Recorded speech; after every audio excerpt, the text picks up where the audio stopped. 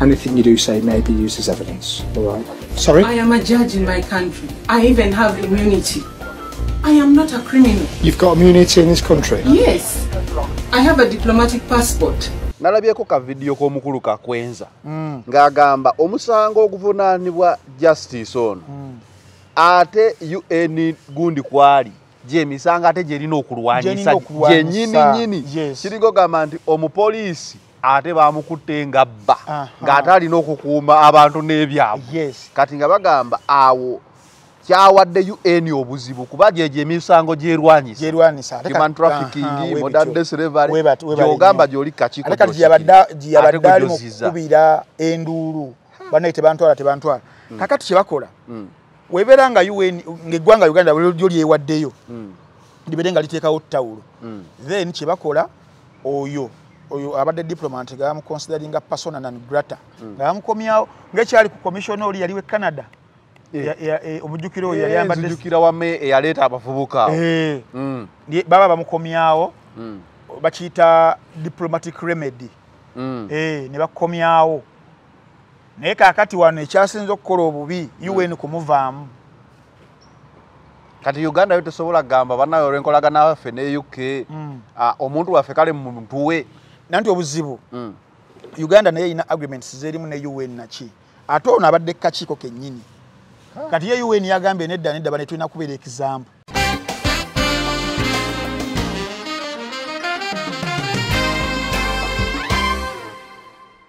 Sara Birete ono mutunulizi wa nsonga agamba nti ebya NRM okugenda mu kkooti kuba kukwata ku bisubi kubanga be baategesa akalulu ne bakuba n'abantu ate ne balemererwa okukawangula ng'onaawagiddwa ne munna NRM Barnabas Tinkasimire kyandibadde nti NRM eyeewuunya nti Electoral Commission esobola otya obutabalangirira kusinziira ku fujo lyonna eryabaddewo mu kulonda nga liri aimed okulaba nti NRM ewangula NRM yefe bande badde nga batwala no mu kooti kuba ki kugezaako kubba obululu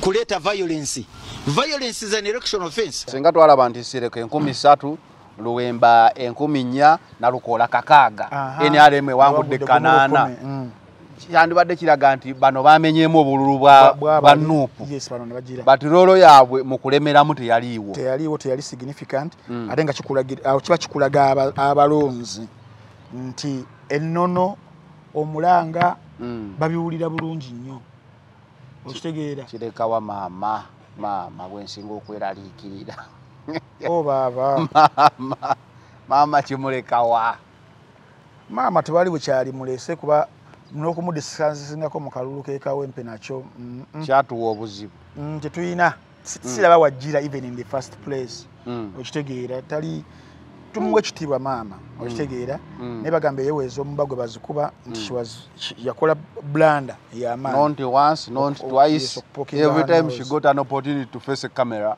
yalumbanga ekibiina ky'eNUP webale nnyo so nga ye yeesigamye ku bantu b'ekawempe kati abantu b'ekawempe ndowooza bamulaze eddoboozi ly'ekawempe seri Masaka fe abasalawo ng'abantu era nasanyukidde nnyo olunaku olwajjo nadde ndaba press conference yabadde ku kitebe His Excellency Bobi Wine n'agamba this isn't even about Nalukola per se but this is about you mu abantu okusalawo kiki mwetaaga kiki kye mwagala okitegeera it was such a strong statement so akalulu ako wembadde nkugambira wali nti ebyaddala it is about NRM byeyisiza mu bantu service delivery tewali abantu omuntu ofuna lero nosolo 10 tomayo menchono olufuna oli ekyemisana tomanyo obekyeggulu onolya Surange Women Syrup eddagala erikakkanya obulumi mu nsonga z'abakyala oba ziyite cramps lisange mu pharmacies, drug shops oba supermarkets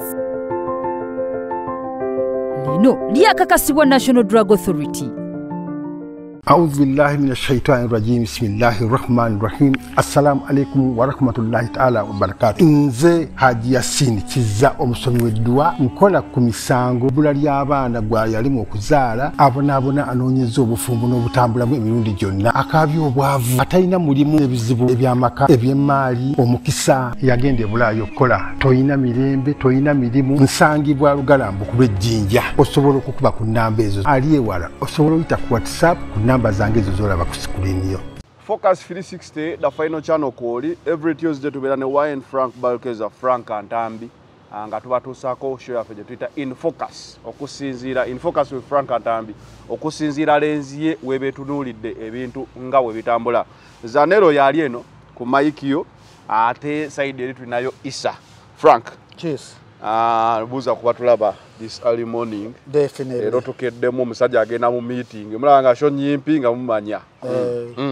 Tujagezaako amanya Frank Ntambi Wayne Balkeza banangi babuuzaako nnyo wano tukwatidde bukyali ku makya so mbabuuzaako wabula ye munaatulabira bujja babuwungedde abamu so nja kubeera bakulisa olunaku gye mukoledde mba mulugjeemu kye mulugjeemu Mukama Katonda yeebazibwa batalufunyeemu n'olunaku olw'enkya lunaku tusigale nga tukyakkiriza Mukama Katonda ajja tusobozesa so ntabyenga maaso olunaku olwaleero nate okubeera nga tubeerako ebintu betwanalyzinga betwexpoundingako mu kye bayita critical detailed analysis VAR.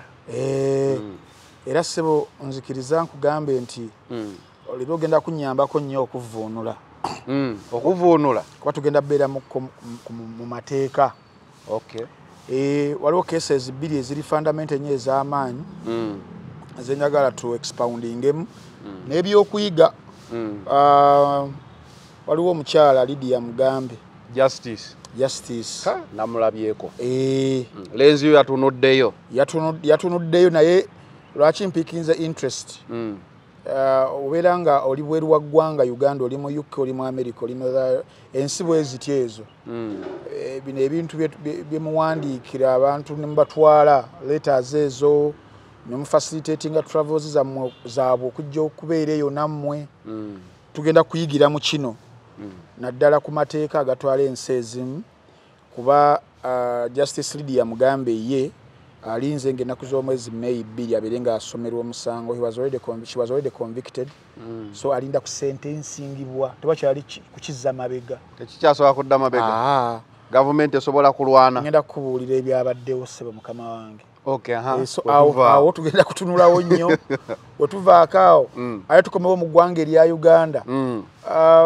abasajja abakoze akantu k'ababbi kennyini ke bakola bakifeesi bakuggyako essimu obeera obagoba ate bennyini ne bawoggana nti omubbi wuuli nti bo be bagoba omubbi so byebyalabikidde mu kalulu k'ekawempe abasajja babbya akalulu ne tufissawo kye twafissizaawo naye ate be bali mu kkuba enduulu nti abasajja baatubbye tugenda mu kkooti so tugenda kutunulira ku election petition eyo nalwaki tebayinza kugiwangula yo bagitaddeyo tebannagiteekayo bakyali mu gundi yaabwe space yaabwe because bagaba ennaku 3 so tugenda kutunulirako awo wenaabeera etuuse ng'eri ripe ng'egenzeeyo olwaki mulinda obwoza tebajja kubeera nga bagiwangula awo wona tugenda tusigala tuli mu mateeka mu nnaku 3 ezo omukulu alayira ddi anti zimala kuggwako omuntu n'alyoka alayira zibeera provided for nja kuyitiramu mu Local Governments Act Parliamentary Election Act Presidential Elections Act nja bikutunulizaamu kaawo then ate mu kalulu kennyini nnyini tukaddemukko tutunulire gains and losses ku elements ez'enjawulo ezikabaddemu nga wetweteekerateekera 226 ssebo mukama wange awo wonnaawo lunaavaako awo ate ebigere nja bitandulula nkutwaleko esseeta awo ku ssomero ssebo esseeta nalabye nga seeta mugiremeddemu nja kukutwalayo nalabye musajja wo Sharomu ng'ate kati bamwetisse naye nja kukutwalayo eyo nayo nawuliddeko n'obufaananyi mbwe obwafulumye ku luno eyo nayo nja kukutwalayo taata wange awo tuba tunaamaliriza onoba onzikiriza era ngenda kukutwalako kewankokonkoko nkedde mu visitingako awo akyaliyo akyapooca n'ebiwundu kokonkoko akyaliyo mutabani wa Nambeemu akyali awo ngenda kukutwalayo ku nkolagana ey'abamawulire ne ba newsmakers we yali badde okuziyiza embeera ng'ezo yo nabaddeko ne Nambeemu ng'ate Abitex agamba kyokkuba omwana bandikubyemu taata kakati awo naaba ompadde obudde ate nkutwaleko ko musango omulala ogwa Bina Baby ne namba wayo namba wayo yaloopye namba wayo yasooka n'aloopa olunaku olwajjo Bina Baby naddukira mu bamuwe maabo nabo ne baddamu ebbaluwa gye basooka okubawandiikira abannamba wayo so olutalo olwo nalwaki mulindo za namba wayo is fighting a lost battle jaba tugendayo lero focusinga nka kinabeera budde bakama bange naye nga nze Frank Ntambi Wayne Balkeza Juggernaut the Renegade the Encyclopedia natabyedda Solange Women Syrup yes nga bulijjo gwomukyala we nalumizibwa mu nnaku ezo kikyala menstrual cycle eyo obulumi obwo bujjawo obukulemesa okukola because wa buli mwezi so tu bakuzigirira Solange Women Syrup ajja kuyamba okugoba obwo bwonna obulumi bufumi Haji Yasin Kiza ye musomi wa dduwa ate gwalina ebizibu ebyenjawulo naawe ojja mukubirako wemba ne Frank Ntambi yes muno watch abeerako wali kunniya Solange Women Syrup tutambula naye ntambula ne baganda bange aba Equator Gates Hotel abasangibwe Bulenga nankuwadde ntambula ne Fasil Safaris of course awo so mujja kutukkiriza nti ba sponsors abamu tujja batubawa details zaabwe mu maaso tunagenda naye as for now tutandike yes tutandikire wa justice yes justice kye kigenda maaso mbadde ndi awo kesi yeyo njiwuliddeko for about 3 weeks now yes nga bagamba waliyo justice wa Uganda yagenda UK n'atwala omukozi yagenda mu park ebizibu ne bijja how true is it ate yes ogambye mateeka ekisooka omukyalo ono yali judge wa Uganda wa High Court okumalya ddala akabanga ka myaka egiwerako 2013 paka 2022 giba myaka emeka egyo 2020 minus 2013 musanvu myaka musanvu yatako gino ebiri emirala mwenda so olwavaawo n'atandulula ebigere agenda asoma amateeka asome PhD mu law mu ggwanga lya Bungereza I think that was Oxford University if I'm not mistaken ate eyo gye yagwira mu bittafuttafu n'aweebwa omulimu n'abeera nga ali ku kakiiko ka ali ku tribunal ya UN tribunal eyo ng'erina Dokete omwali abeere ng'akwasaganya emirimu egyo we yali ali eyo ene mu ggwanga erya Uganda okusinziira ku ngeri gye nasomyemu omusango ogwo waliwo omwana ow'obuwala amanya tegoogerwa sako n'emyaka olw'okwagala okumuprotectinga yali mukozi we wano mu ggwanga erya Uganda so we yavaayo n'agenda okusinziira ku keesi embadde njigoberera nti n'asaba eno defense ya Mugambe nti omuwala n'ansaba ajje ayiye obulamu mu ggwanga lya Bungereza era bwe tonne muyambako abeere ng'akola ki ng'ajja omusango ogumuvunaanibwa baguyita modern slavery nti slavery mu Luganda kiki obuddu obw'omulembe guno tulina osooka ntunuulira obuddu obw'omulembe guli obuddu obw'omulembe guli bwe twasomako ffenna abasinga nti abazungu bamagulu meeru bajjanga mu nsi walamu ebisajja bikawuula bizeneru era zeneru abasajja abo baba kujja mulembe guno sandisigadde ate nze nandisigadde niruyongoyo oli muwanvu nnyo bayagalanga abantu abakuba emundu abalwana waliwo nga muwanvu alabera tewaliwo zi telescope kati wandikozeeko eyo telescope n'olingiza omulabe bandikututte nawe bali tututte Isaya yandisigadde bali katutte kagendeyo mu masamba emirimu tegyayita gyegwayo buli size yalina omulimu ata nani nga mugenda ku kidyeri nga babatuuse eri ku njegere against your will against your wishes ne babatwala ne mukola ng'obulogoyi awatali kusasulwa mu bugubi obw'ekitalo akwekuli emiggo webityo so yali slavery eyedda mwe mwava baganda baffe abali kati abawangalira mu those communities mu America Jamaica black Americans wonna munsi bagenda babasaasanya against their will naye abamu bajjajja ne bajjajja baabwe babakolerera kati abamu bali mu kukinyumirwamu bakwana abaana beeyo bakwana abakyotala webatyo bafugade ku America kati webale kakati essaawa zino kye bayita modern day slavery kyekiriwa omusango ejasse mu V Justice Lydia Mugambe mulimu human trafficking modern day slavery wano in fact I want to be as precise as possible kuba naffe abali eyo waliwo kibayita slavery oba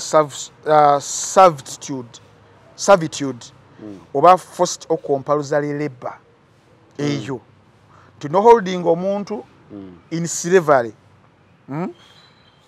okubeera nga aperforminga forced or compulsory labor era elements bagamba mulimu ezo holding a zanero against his will with no real choice to live kikyabadde kuona omukyala nti bamutwala eri bamwambako ne passport banaffe bakadama bye bakola babanga amaze okuwa ekiyumba na passport n'agitwala naye kakati ekyo kivalinga mu nsi kati mu nsi nga UK gubeera musango nti omuntu n'omujjako passport ye ne visa documents ze nga tasobola kwetakululako talina choice okujjako okusigala naawe okitegeera era bagamba situation ezo zirimu coercion kubeeranga kukaka mubeeramu threats mubeeramu deception mubeeramu ne abuse of power nti ekitiibwa omukyalo ono kyalina jjukira mulamuzi kakiiko kali aka UN akozesa office yeeyo okitegeera so badde nkunyonyola ku human trafficking nga offense number 2 eri mu section eno eya Modern Slavery Act era nga bo bagamba human trafficking bo muteeka era mu abali mu ggwanga lya Bungereza abakwatibwa ebintu bino Bungereza Ireland Scotland yawo wewatyo muwulirize human trafficking bo bagamba arranging okuteekateeka or facilitating the travel of another person with the intent to exploit them oyinza kinyonyola otya okutegeka oba okutambuza omuntu okuva mu kitundu ekimu okumuzza mu kirala naye ng'olina ekigendererwa ekyokumukozesa ng'akalogoyi ono liito onoppe webale era mu zino elements mulimu travel eyo esobola okubeera international nti omuntu avudde Uganda ng'omukyalo oyo oba esobola okubeera within UK omuntu ng'omujja e Manchester n'omutwala e Liverpool mu mbeera zino bwe zityo examples ne bakugamba recruiting someone with false job promises okuyita omuntu n'omusuubiza emirimu egitaliiwo transporting them and then exploiting them the Mugambe case eno okubatambuza n'obaleeta n'obasuubiza emirimu egitaliiwo n'otandika ate go bakozesa egijo ng'awo banyonyonta oba section eyokusatu egamba nti committing an offense and section 4 committing an offense with intent to commit modern slavery okuzza omusango nga okigendererwamu okukozesa omuntu era example gye bakuwa planning to smuggle people into the UK for forced labor or collaborating to falsify visa documents for exploitation okuyiyayiya ebipapula eby'omuntu okufuna like nga bino bagamba paperwork n'obiyiyayiya n'ogamba Zanero akola mu ministry agenda kusoma biki naye nga gwe intention yo yakumukozesa wuwo webale nnyo kakati bye bino ebyayolekedde mu musango gwa munnaffe ono inti ye agamba oba bo bagamba waliwo omwami gwe bayita John Leonard Mugerwa ono nga yali mu kaseera ako bino byabeererawo mu 2022 ng'omwana bamutravelinga yali Uganda's Deputy High Commissioner mu London yali ku embassy ya London era mbu ye yayambako okufacilitatinga visa eri victim ono nga ya sponsoringa entry ye okubeera nga agenda kubeera domestic worker ewuwe ewa Mugerwa era omwana bwe yatuuka eyo ate Mugambe ye n'ayingira mu nsonga ezo n'atamutuusa n'atagenda wa Mugerwa n'ajja maka kitegeeza omukyala kigambibwa Mugerwa ye yamutwala eyali commissioner waggulu mu embassy ya Uganda nga yamututte mu mpapula ziraga gy'alaga okukola bw'atuuka eri transfer ate n'agamba sigenda kukyoseka nebidduwo n'ebipapula ne bikyusaganyizibwa na biki ono omukyala nabeera nga yakiyingira okitegeera naye nga bigenda okuva eno e Kampala byonna byamusajja ng'omukyala ya promisinze omuwala ono okugenda okubeera nga akola naye wano mu paperwork transportation olwokuba ono yalina position ey'amaanyi ng'ali ku commission eyawebityo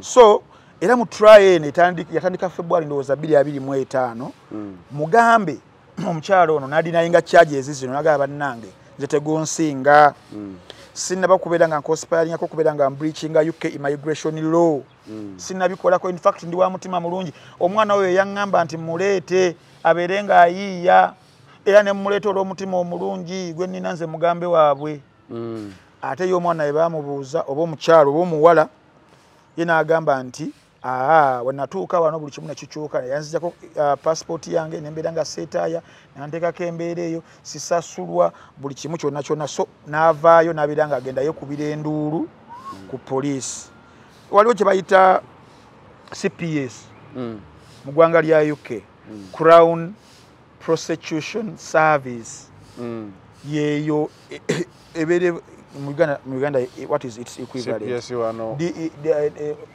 what is it?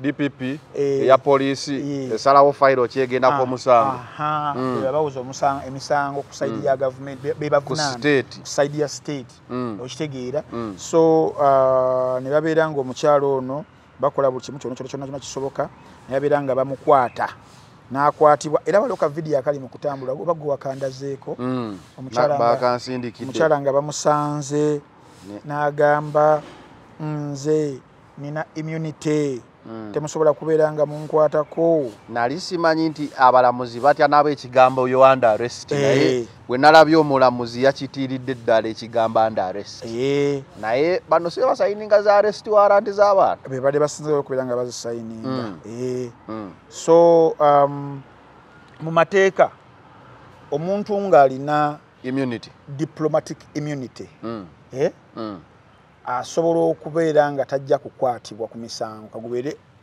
mugumu ng'ogwo nga immunity ye esobola okubeera ng'ekola ki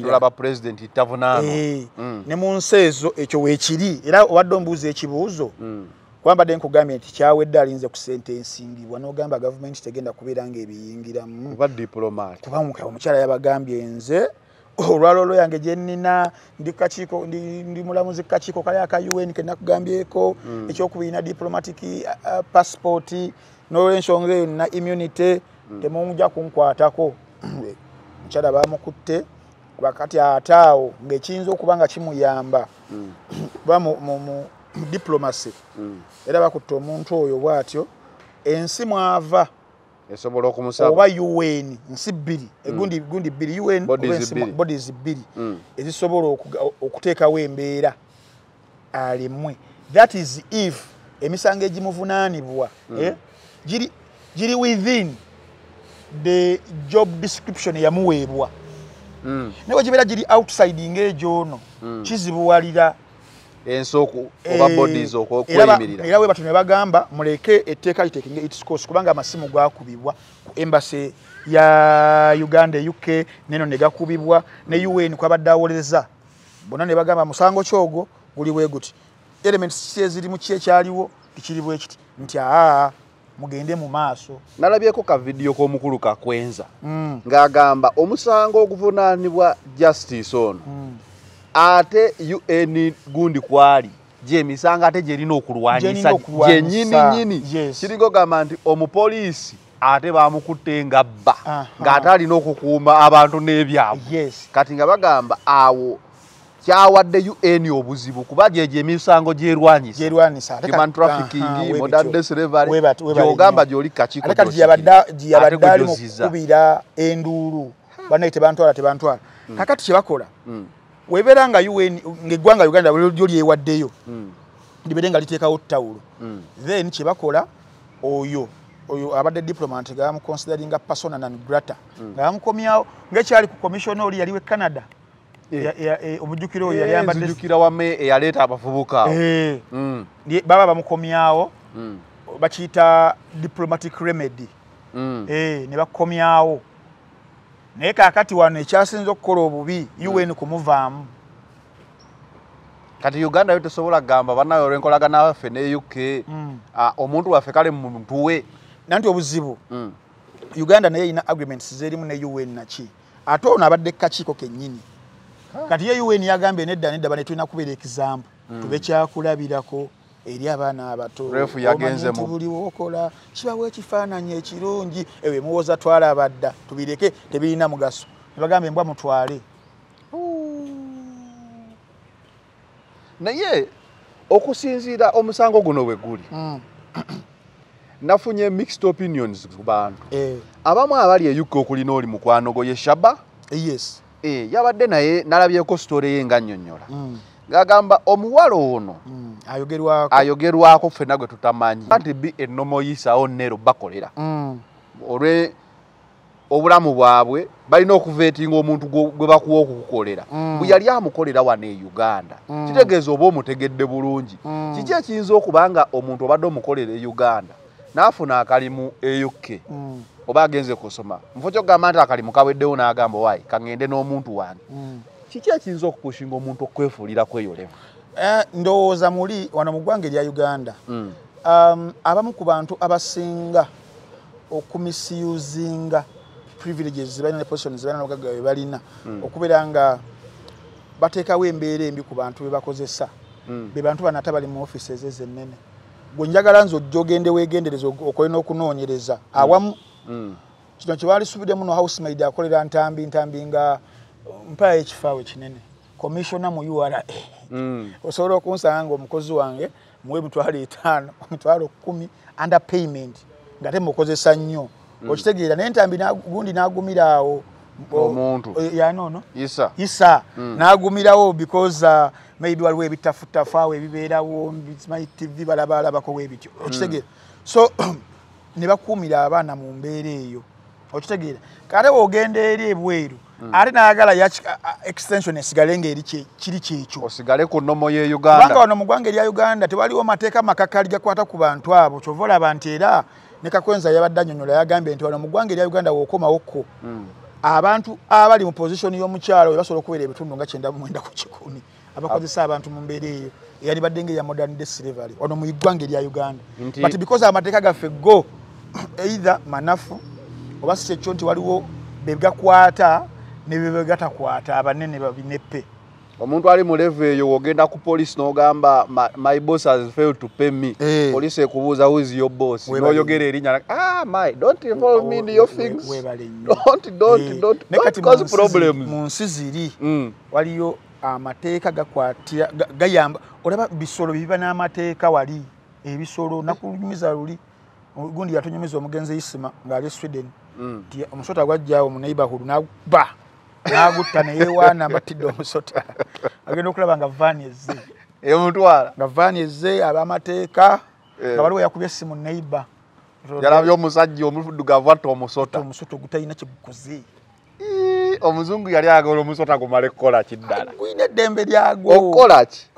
omusota tegulina ddembe mu Afirika tegulina naye mu bazungu nina ke nalaba abamu bagina ewaka nga pets ekyo kimanyi okitegeera kati kyenkugamba nti bali amateeka gaabwe abasajja bali gakola ava ku bino ebyaffe nalaba omusambi oba yali mu Chelsea eyasamba kapa West Ham kati Zuma yasamba kakapa mani amaze bakuba akomewe waka kali awo akuba kajja nyapa bambaninga empira 10 ne fine ya mitwalo baje ali mwende ja pound yesiko yakobo okusamba omupira yamala nakomawo naye nga yamala serving ekibonerezo kati gwe imagine ku kapa olwo omuntu ntuno omututte UK oba Ireland oba Scotland wale amateeka ganaga modern day slavery act tomusasudde omulimbye emirimu kati tulina okyaka mu conversation yono omukyalo genda okuwaaba oba omuwala yayina oba ne taxes emabega nga akyali Uganda yansuubiza wano ngende eri ngenda kufuna atereko obusungu nga atereko obusungu n'obujulizi I think oba kitegeera kyova abantu bano aba Crown Prosecution Services bano bayanguyiddwa nnyo nga buli kimu bakirina weekiti omusango guno nga tugumaliriza waliwo abankubiddeko ne bagamba ndowooza nero mulabye lwaki omuntu omwesibako akutwale ku kyeyo n'agaana emiwunyo weegijja katugambe bakukwatidde mu musango bakubuuza wajja otya n'ekirala nti tulina emitima emibi ng'Abannayuganda kuba omuwala kye yakoze oyo PhD ya Justice life ye yonna sinakunyumiza sentence singa offenses zino zikusinga kubanga abadde ayina charges 4 zona bazimu convictings life imprisonment kandabe wano mwana tu wali anaddayo okukolera omuntu paperwork tuli bakubeera kankulage ogenda kugamba bannange kanye empisa penalties Maximum sentence to offenders convicted under sections 1 or 2 face up to life imprisonment. Lesser preparatory offences under section 4 can still carry significant jail times up to 7 years. Kat section 1 and 2, sections 1 and 2, there's omwabadde slavery, servitude and forced or compulsory labor. In section 1, we are holding a person in slavery or servitude or requiring them to perform forced or compulsory labor. Elements, the person is held against their will with no real choice to live. Then the situation involves coercion, threats, deception, or abuse of power. No forced labor only required by lawful defense. But okay. Then when forcing someone to work without pay, controlling their movements, or denying them basic freedoms, withholding a passport or wages.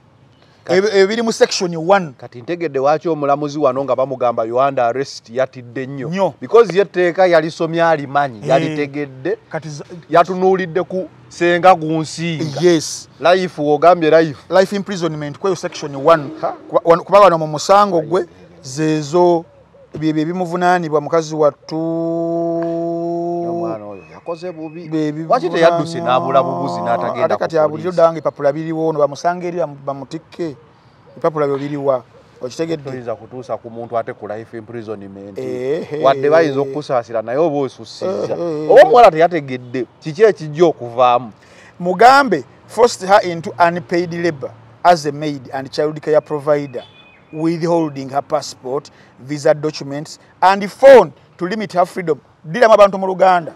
Nti justice Mugambe forced her into unpaid labor. Yakako omuwala ono okukola nga tasasulwa. As a maid and child care provider. Ng'omukozi oba kadaama oba caretaker. Alabirira omwana. Alabirira abaana. Now wano wakulu withholding her passport. Nga passport agiwambi. Visa documents. Visa nga naye agirina. And phone to limit her freedom. Nessimu nga tolina communication. The prosecution led by Caroline Hoge Caroline Maka muleke Vunula. The prosecution led by Caroline Hoge Kesi. Omusango nga agulirwa nga Caroline Hogi. Argued that Mugambe Caroline Hogi bakolaze ekifaananyi bwafaanana.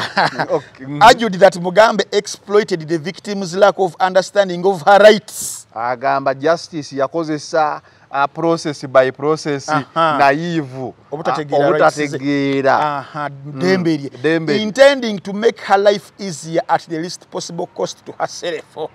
Intending to do what? Intending to make her life easier at the least possible cost to herself.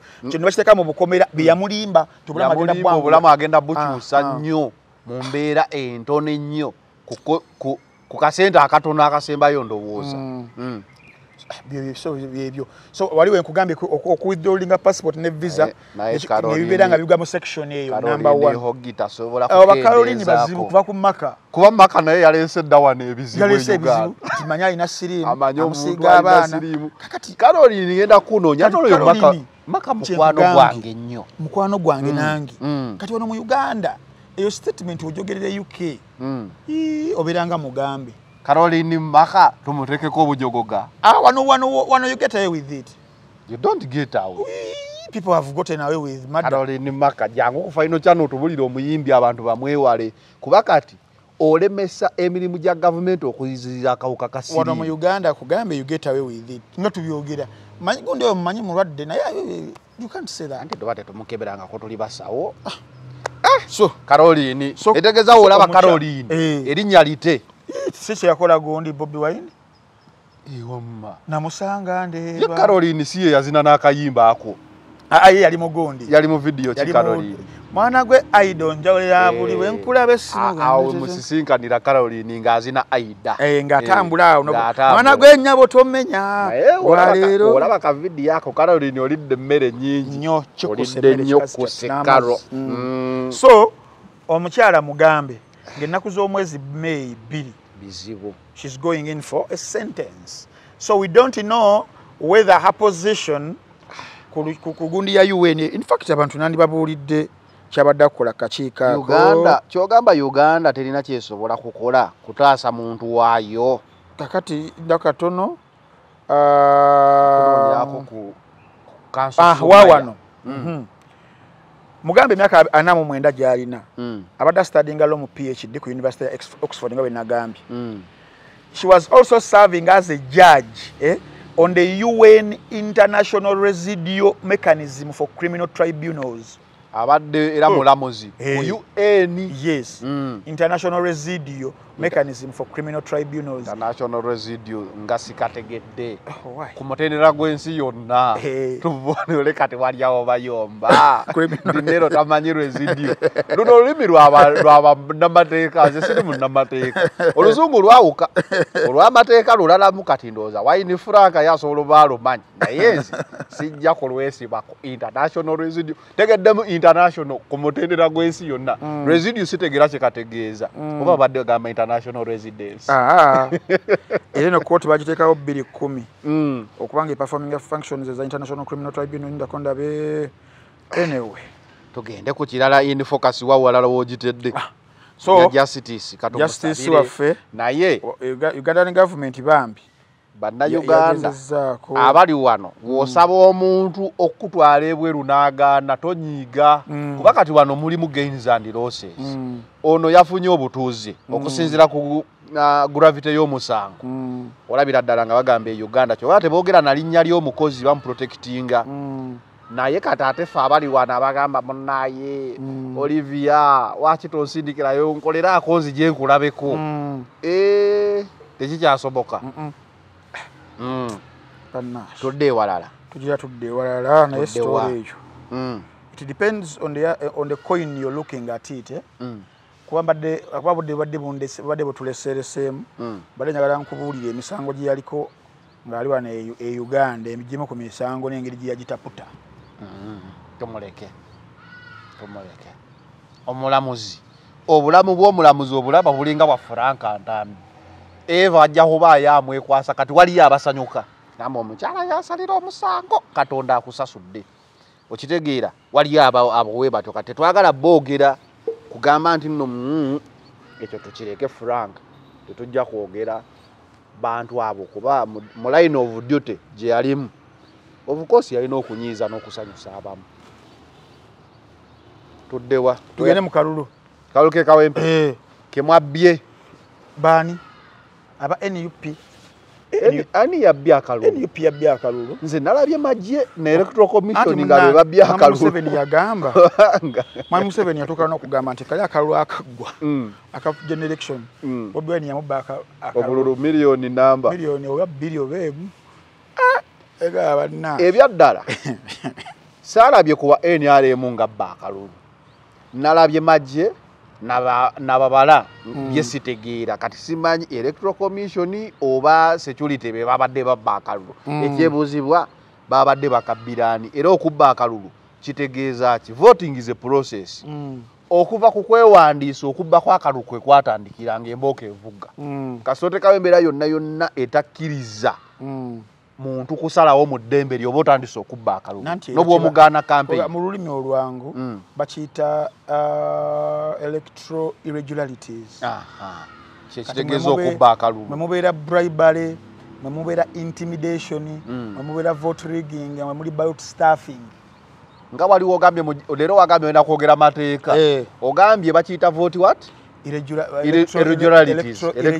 irregularities yes mujiramu subsection y'emisango egy'enjawulo ogambye mubeeramu vote rigging kwe kubba wano ku lunaku olusembayo nga mwe muli subgundi eno wansi ballot stuffing ballot stuffing mwe muli eyo pre-ticking ebyo so ne mubusonsekamu and all that so awo nawona vote rigging then waliwo bribery ogulirira waye ekisente waye ekisabuni waliwo mukalulawo kennyini omukyala gwe nalaba nga yambadde gomesi ya yero nga alina kakaya ku mutwe mu kisiibo kino ng'agaba eky'etaano kyali ky'etaano mu campaigns yali ayimiridde wa nga njagala eky'etaano yabuuza Shafiki Kayima amandi ne Shafiki Kayima tontwalayo nnyo nkola naye shoko bagita koona katajagamba ku konkone si koona namusangayo okay so bribery naye tuba tumugenzeemu okugulirira abalonzi okugulirira and wano wonna akalulu ate in fact kantwala mu kisago nga sinagenda wala some of the malpractices ezimu okubbibwa bwobulu kubanga abantu balina okugenda ne babeera well conversant with electoral laws ne bagenda kuba president wachi bayita Presidential Elections Act ebibeera byonna then bana bamember parliament Parliamentary Elections Act then local government waliwo local government act bona nga driving mu constitution kibayita I think it is 104 article ye 104 awo obadde okimanyi Zaneru singa Zaneru gwana erinnya ly'Egganda Sekanjako Hussein nedda si Hussein wacho mpita Sekanjako Mustafa Moses Sekanjako Moses Sali yakosa singobera gamba osanga omuntu akyusa amanya ensoma yeva tetegerekeka toyongerako bya Sali official name Sekanjako Moses osanga kakekirala omukono oli mu parish ki ndi mukono municipality parish ki is it a parish yes Nabuti oyagala kwesimbawo kuba Lord Councillor kankutwala ekyo Lord Councillor atasomeranga ko ddala nedda si oyo Lord Councillor aye mupene wayinza obere wanenemu notayita munyagala nze nkuwa wali abantu ogenda oyita womwe mupi madamu tikyachaliyo nyagala wali nga olishwa ku LC5 Sekanjako Moses no wayo like you want to your intention you're intending to but singa obeera tonna nominatingibwa akakiiko k'ebyokulonda tokkirizibwa wadde okubisa posta n'ogitimba kitegeeza ffenna twabbadde akalulu kati ekibeerawo era abantu abasinga bo abamanyi amateeka ago yajja kugamba nze sinze yagitimba balonzi be bansaba be babitimba kwali kwagala kwabwe be babitimba so gwe ng'omuntu olina kulabikira ng'olinnyo omuti ng'owalampa omuti oteekayo ekipande n'oteekayo n'okomerera kyama bitimba ekiro tugenda okukeera ng'ensi yonna ntimbe toyina so nalabye sisita wange Sauda ng'ateekayo ekifaananyi ne ŋŋamba kati kale abasinga naye yali ku loopi naye aba yakikoze okitegeera kati abantu abasinga tebamanya naye osanga omuntu nga lukokobe ayinza okukulemerako n'agamba kakati ono kankupende bino ebifaananyi video zona nzirina Sekanjako Moses nga gwe musuuti waggwayagala oba akawangula bwoti oli najja n'agamba bannaabe basebo ne bannyabo omusajja yatukiitinga kuva dda gwe genda mu gundi zona zenkusomedde act says 3 ojja kulabamu so olinga asaitingawo Sekanjako laba kujjako weeniyo oba ne bakaddamu whichever naye ng'obadde we bakujjako weeni bakugaana okuddamu okwesimbawo nedda gundi bagijjeeko abantu bangi ne bakomawo tebibeeranga bino we bakuba essasi mu kudduka n'osimbula ne bagamba you eliminated kati kisinziira basobola okujjako weeni kisinziira ne bawa owokubiri okusinziira ku byoloopye oba ne mukaddamu so katukomewo wano mu election petition yaki yekawempe ya Mwami Museveni ekisookera ddala Mwami Museveni n'abantu be ekintu kye bayita okuswala tekiri nnyo mu core values zaabwe kye bayita okuswala tekibakwata abakinaabadda kati baswaza buswazi ekimu ku ebyo era nakunyonyodde wali nga ntandika nti bakola embeera ya Kifeesi yennyini gy'akola Kifeesi ajja n'akukuba nze mbamanyi kwakakuba emirundi ebiri enkovu eno gye nnina wano Bakifeesi so mbamanyi wabanyumiza wali oyimiridde ku dduuka nga ndi mu kasimu kange ka Samsung S2 nkajjukira ng'okutte 2017 kuseereza nga twakakuba Asenaawo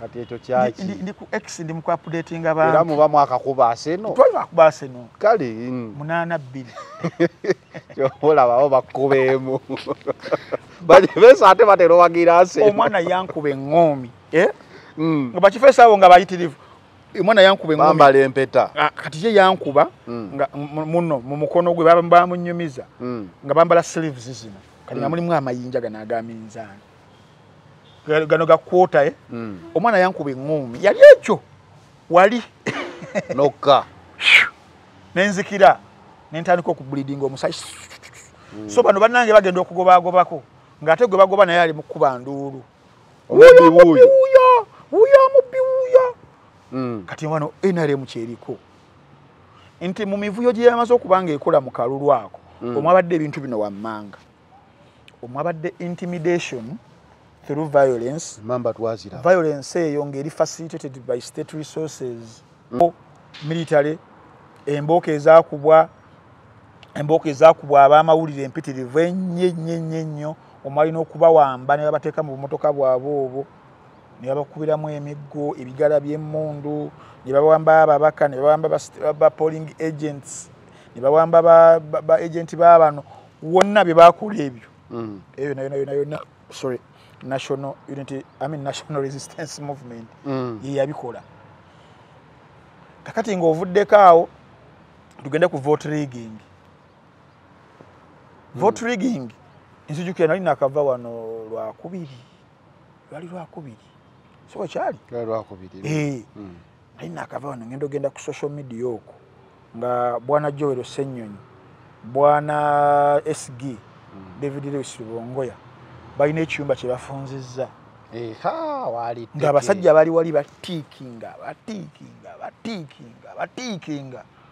si gye bakubira munnamawulire w'NTV ensigo bamufulumye ensigo ziri ku ttaka ne batuuka n'okuwamba Ssennyonyi nga kibasuseeko okitegedde awo nawona vote rigging with evidence clear evidence emboko neekaaba nti babavunana trespass awo naye nga baali batiikinga number plate ziva ku motoka yes okitegeera otugenda ku kya bribery zigambye ka video kalabikako abantu abakalina baakalaba ng'omukyala alina ekizike ku zike kwata abagamba yali agaba bufulaya bwali bufulaya bwe bwalabikanga ezzike baba okay yebale kakati awo wonna those are some of the irregularities z'olina okusinziirako gwe aloginze electoral petition okalina akafulaya sabo kwagala okundaga njagala kulaga wogambye z'olina okusinziirako nezijjukira waliwo omukulu ate eri antama alinga ntambi bamuyita Tinkasimire yabadde abasi gende maaso nja kalaba nkakulage yes so mbadde gamba ne bakola ebyo byonna bye baakola ate nga bye balina okusinziirako okuloopa against the National Unity Platform nti yabikola okay ebyo bebeera nga ebirina nga NUP yabikola with substantial evidence otugenda ku kiri ekya vote rigging kamberewo kawo katono ojjukira mu misango gyonna egyawawabiddwa mu M7 kuva kugwa 26 ogwo bwe bagamba abalamuzi omusanvu kwabo abaali ku kakiiko abasatu ne bagamba regulators zaaliwo akalulu kaddibwemu abana ne bagamba yes zaalimu irregularities n'okubba akalulu kaaliwo naye nga tekugenda akabbibwa nga tekakyusa ki nga tekamala kugisaako buwanguzi tebagamba nti tewaali kubba okubba kwali tekumala kukyusa buwanguzi webalinyo kakati era weekiri mu tteeka bakkiriza senga olyabbako katono weekiri you can argue with that nti kale bino bizze naye obwo obululu obugambi bwo tuba tubutalinze bonna ne tuba tubugasseeko mukulu Sekanjakko Moses talina waasingira ntambi Frank Wine Balukeza Sebo oba kitegedde wadde Frank tekimuggyako nti yabbye akalulu Mwami Museveni watu wabadde nga ayita ku electoral petitions ezo naddala nga basinzira ku presidential act eyo eva mu article 14 mu constitution eteekawo gundi ezo so awo wonna olaba nga abasajja tebalinaawo ki tebalinaawo kaakano any claim you store badly you store badly and now you want to turn around and start saying we are clean. You are not we are not. We looked ugly, and even we went ahead to chase away the journalists who should have showed the public that it is you who was stealing. You chased away the journalists. Why did you chase away the journalists? They were beaten left and right. Why did they beat them? For a very long time we have benefited from the presence of the media. This time, why did you chase them? The reason they chased them, bali bagala tubeere mu total blackout information blackout tulebere baleme kubeera nga balikodinga bintu ng'ebyo kuba tulaba kuguno omulundi gwe naso so kulaba ng'abasirikale bajjudde naye nga se waliwo abavubuka abasamba ballot boxes ne bazaasa kakati tekisoboka mu gavumenti ya wonna obeera nga omaze okuba abamawulire ensambagere n'embooko ne bawithdrawing ne bajjayo abasasi baabwe obeera kati odinayinze videos ng'ezo ezigenda okukozesebwa against you kubanga bo bali basuubira bagenda kwabba wano then bano bagende baloope naye nga tebalina ki obujulizi obwo tebuliwo kibalaba nti buli muntu yali awanika akasimu we neyo kalika Alcatel oba Ericsson buno obuzineze dda 2021 wali teyina kamera ng'obeera ng'ayina essasi ennaku zino waliwo kye bayita social journalism era obutambi buno obusinga obulaga citizen journalism obutambi buno obusinga tebwakwatibwa bannamawulire ga TV era bakuteekako walinga bapulenga nti bya simu era Shafiki Kayima yamukwate teyali NTV oba Express yakolera naye Shafiki Kayima waliwo shepu z'abantu nga tezisobola kubba kati kiriyo sangaza nero nti alina watu n'amaviiri wenno ndi osooba ensi yonna eba ekutegedde gwe okitegeera kati Kayima yali abadde ki banne mukwano gwange oyo yabbi mubuuza nga tuzeyo okukola sho naye neyamukwata walaba citizen journalism yakozesa we yali ekozesa naye ng'ekisookera ddala abasajja bano bagezi nti they preempted kye bagenda okuba nga bakola bo bennyini ne bakisa ku NUP ojjukira ku sho eya bukedde eyakabbinkano prime minister we yali ne bali mwezo twategedde twafunye information Mwanga Kivumbi ne Goreti bali Jinja bafunye obululu 3 babutiikinze bagala kujja bakozesa eno ne tubataddeko amaaso koli omusajja ebugundi ngawe twabba akaawa akeekayunga he was talking bakiyita batya mu luzungu hypothetically mu ngeri ya satire ngawe twabba akaawa akeekayunga bano be bakabba bino nabye boogera we mwabba akeekayunga we musemu obulala bonna mama Nabbanja n'ayogera statements bwezityo okitegeera naye nga ebyaddala za Nero n'abatuwuliriza n'abatulaba bannayuganda bano obalaba gwe waŋŋamba ekigambo ekyo gundi sho gye twakola n'ogamba balinganga obuugi wano wansi wano kungulu kubeerako olububi yoyo munnayuganda ng'olaba olububi terwokya osobola n'oddukwasa engalo n'oluggyako buuti ninge ekiddaka waakagalawo singa okazzaawo leve eddako kati kyekintu kye tuliko mu ssaawa eno nti Ugandans are tired and some of the ways they are showing how tired they are is how they are exercising their democratic duties, their civic duties. Vote. Yes. Ndi mu mbeera ey'edda nga zino emmundu we zivaayo buli kimu abantu basigala waka. Yes. Naye olaba abantu bayita ku mmamba nga bagenda we balonda ate ne babeerawo ne bakakuuma abasajja siyagasi n'okunyoka yanyoka kaawa awamu embooko ne zikubwa polling stations 15 zo tezaabalibwa nti abaali baza okwongeramu obululu bwe balemesebwa ne basalawo ne bagamba ffenna katufiirwe zireme kugendawo okitegeera kati abantu kikulaga abantu ebyaddala they are willing to go an extra mile to show their resentment to this government that they are tired. We are tired. Ugandans, we are so tired. Akalulu ako nga tumaze okugamba nti bano ngera olidde tinkasimire they don't have ground on which they can base their complaint nti bababba kuba zonna ziri ku gundi yaabwe ogamba nti amaje gakuba abantu mwe muli nchaji ogamba nti whatever buli kintu kiri kusaidi yaabwe ekyakolebwa nga tekiri makubo matuufu. Yes. Tudde byaffe ebya bulijje akalulu kano katusokere kuba NUP abalemeramu abagamba abantu ku ground boogera kirala awo tusoke tulabe. Lenzi ffe twali twagikuba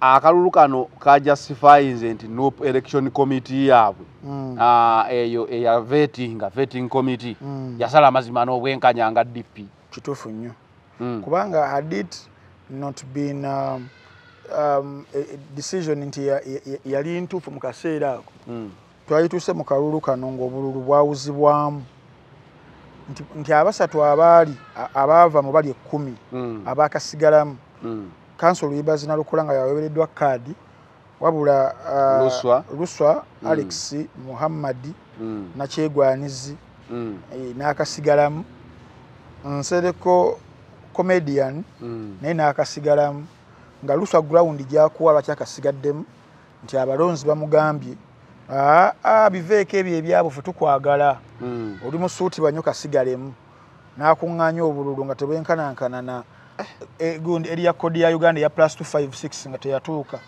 yakoma ku +251 abeera wakati wa Rwanda na Burundi awo se yafuna oli munno omulala comedian yafuna mmeko oli omulala bangi kanoonye wati yaweza na 10 musajja wa waneeno tulaba nga Luswa Luwemba yafuna 240 240 in fact 240 eyo kodi si ya Kenya Kenya eri 25 what 254 plus eno 240 baya ebera mu underground then Nsereko nafuna Nsereko nafuna 32 oba yazijja nawa kati abantu bano bagamba alina akasente ke bafuna nga era lolo yabwe yali yakwawuza mu bululu bwaki bwene yopi tekyabeera significant wano okusinziira tekyabeera ekyo nekikulaga nti nno NUP yebe n'aba mu ngalo okitegeera nti decision gye yakola yo yali ntuufu had it been not ntuufu walibaddewo staggering in numbers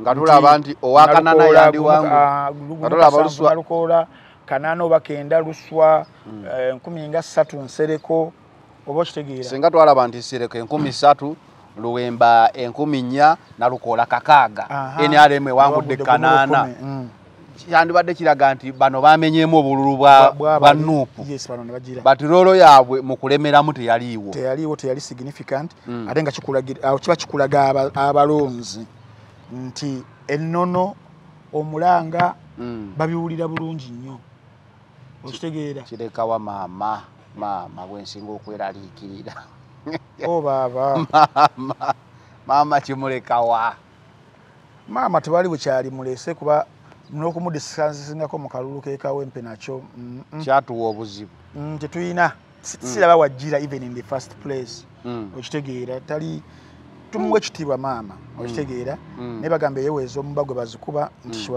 yakola blanda y'amaanyi not once not twice every time she got an opportunity to face a camera yalumbanga ekibiina ky'NUP webale nnyo so abantu nga ye yeesigamye ku bantu b'ekawempe kati abantu b'ekawempe ndowooza bamulaze eddoboozi ly'ekawempe seri e Masaka fe abasalawo ng'abantu era nasanyukidde nnyo olunaku olwajjo nadde ndaba press conference yabadde ku kitebe His Excellency Bobi Wine n'agamba this isn't even about Nalukola per se but this is about you mu abantu okusalawo kiki mwetaaga kiki kye mwagala okitegeera it was such a strong statement so akalulu ako wembadde nkugambira wali nti ebyaddala it is about NRM byeyisiza mu bantu service delivery tewali abantu omuntu ofuna lero nosolo 10 tomayo menchono olufuna oli ekyemisana tomanyo obekyeggulu onolya abantu basetinze businesses zabo basajja abo policies zabo embeza government zikube businesses ziri ku ttaka bana Uganda companies saba zino ezikola sukali ntono abula ezitwala abantu ebweru mpitirivu nnyo abana bagenda ne bakola modern day delivery sawa zino nga basasula emitwalo kinya nakakadde kamu ene significance zinza kubeera nga zikolera mu bulamu bwa muntu nobeera emyaka 5 myaka 6 ngakola modern day delivery okitegeera naye ngene eggwanga Uganda bali badde oli eyagaliramu batolo okuba nti eggwanga ligavaningibwa bubi abantu bafuna biranga babona mu mbeero gye babona okitegeera so statement nungi nnyo nene nnyo era tuba tugenda mu generation eno akalulu kano kabadde stepping stone y'amaanyi nnyo okucharginga up Uganda bonna bali because had NUP lost this election under any circumstances niwe yali badde yabo biga bajibbye it would morals z'abantu awala wona zali badde zikeewa temuswa nti akalulu kabalemye okudefending up win yabalemye okudefending how about mu generation so kyabadde very this win NUP yabadde gyetaaga nnyo for a broader picture wano we tugenda mu 2026 generations ngate mwa Museveni yali agadde the other way round ky'abantu kan demoralize them bagambe tewali kiddako laba n'aka aka election kabalemeredde nga resources zonna muzitaddaawo buli mbaka ali awo bikoze bitya ne kabalemerera how about eno nga buli omu spreadings kakati kikyabadde ekiruubirirwa ekikulu ennyo. So Winnie Nalukoola is a moral booster nnyo to the year 2026. Yes, kyova olaba ku side ya NRM resources ze baakuŋŋaanya zonna okujja mu kalulu kano tezagenda mu ba cadres influence nga kifaananyi kirungi ekitaliiwo mu ba NRM tubala bali mu kuyomba bonna bali mu kukuba NRM balaba ku mitimbagano abaana bayera abo zaali zirina kugenda ludda wa mu security resources zagenda mu security tezagenda eno mu mobilization kwe kuyomba kuno bonna banyiivu ate banyiivu eri tebannalumbako ku ntambi beerumba bokka beerumba ne beerya balamu prime minister beekuba so sente zagenda mu ki security embooka ekubwe voter turn up ebeereverero wabeerewo blackout ddala ku mainstream media n'abalala ffe tukole staffing tukawangule okitegeera kuba bakimanyi si baganzi nti newoleetaani miti gundi eno yasembayo campaign baleeta omuyimbi awo tulowooza omuyimbi bw'amaanyi nnyo abantu bagenda kujja bayitirivu nnyo okumulaba ate ogenda okutuuka wali bokenyinyi neyamukuba enkokola because si yali priority neyamugamba asooka oleke omukulembeze asooka tuyimuyimbire national anthem oli naye neyekyanga nasindika ow SFC yimbi yali akubye ow SFC SFC n'okutegeera nti abayimbi bakuba olwo naye n'okutegeera kibayita protocol era badde ngenda kwogera statement endala tugireke nga yeekuusa nnyo kukoloboza kuno kubanga omukulu yayogera statement n'agamba president weabeera ali awantu alina okwogera n'abantu abantu balina okwogera naye regardless so nalina okwogera n'omukulembeze ningamba ntamanyina bya protocol naye okay tusomesa abaana tugende walala tudde wa Frank ntwalako waye tutunula in focus lenzo ogitunuzaawa kantunuzeko ko mu ssomero seeta bintu bya seeta ebyo natandise okulaba ate kati nti Shalom nti ate kati ebifaananyi bizze ate anka alaba ebifaananyi n'agamba ono omwana si waffe no photoshop ki ekigenda maaso ne seeta as the school come out neeyogerayo ensonga ezo ziri era mba nzogerako mu bulumi mu nnaku mu kunyolwa kubanga mulimu okufa kw'omwana obeera nga ddala tolina empathy oyinza okukinagguka mu discussion nga mulimu okufa kw'omuntu so buli mba njogera ku nsonga za seeta ate nga nzogeddeko emirundi n'emirundi mbeera mu kunyolwa saaliyagala na kuzidisikasinga na kuzoogera naye olw'ensonga nti mukama yatutuma emirimu gino okubeera nga tubaako bye tuttaanya ngeri emu oba endala naddala ku lw'abantu baffe ababa n'ebibuuzo eby'enjawulo mpalirizibwa okuba nga nsikomentingako kisookera ddala kyannaku nnyo ekyatuukawo mu mbeera yonna gye kyatuukawo nze gye ssinza kuteekako omukono gwange nti mmanyi sisobola naye kyannaku naawo ekiri mu ddira essaawa zino famire yasindika yatuma omu ku famire member nawulidde nti ye mwogezi wa famire buli lunaku ataayo akantu mwogezi wa famire osanga ye mugumumukko okusinga abazadde nga bali bakyali mu bulumi bungi n'olwa expertise ye mu mawulire kuba mwami abadde nga emirimu gino agikola mbadde mulabako ku TVs ezimu ngayogerera abasuubuzi ebintu ebityo so ayinza okubeera nga ali mu much better position where he can hold a better composure and attitude okusinga probably abazadde era kiba kisaanyawo kiri abantu kyebabuuza baki abazadde teboogera basobola obutoogera olwa kati ffe abasoma public relations tukimanyi bulungi nti obeera oli mu situation embi nga emotional oli down psychological oli down you hire PR akwogerere Sicho omuntu akibuuza ki abazadde teboogera abatamanyi bya public relations webikola course number eri awo. So omwami n'avaayo ng'ayogera. Mwami mu kuvaayo kubanga ayogera raisinga fundamental questions. Mba mugamba bwe buti lwaki kino kyali bwe kiti. Mba mugamba bwe muti lwaki kino kyali bwe kiti. Lwaki kino kyali bwe kiti. Lwaki kino kyakola ki. Ebibuuzo bingi tewali answer. So omwami oyo nze buli kyabuuza mu interviews zaakola notinga. Nindaba nga kya mugaso kirina okuddibwamu. Kuba twogera ku kufa kw'omuntu. Omuntu takola ki teyeefiira. Now muganda wange Shalom yatuukirirwa. Muganda wange Junior naye yatuukirirwa. Abo bombi ba obbi b'essomero ate baali ku bukulembeze. Ne batuukirirwa essomero ne libawa sayidi yaalyo. Account of the story. Muganda wange Shalom natekenga ne extra effort n'agenda ne ku ssomero. Yagenda yebye ebyaddala. So n'akomawo n'aliviiringa ye bye yazuula. Era n'abeera ng'alina conclusive evidence ku sayidi eyiye okonkuludinga nti omwana yetta. Now nze saagala tunuuza nnyo Shalom mutunuzaamu nnyo ettooki.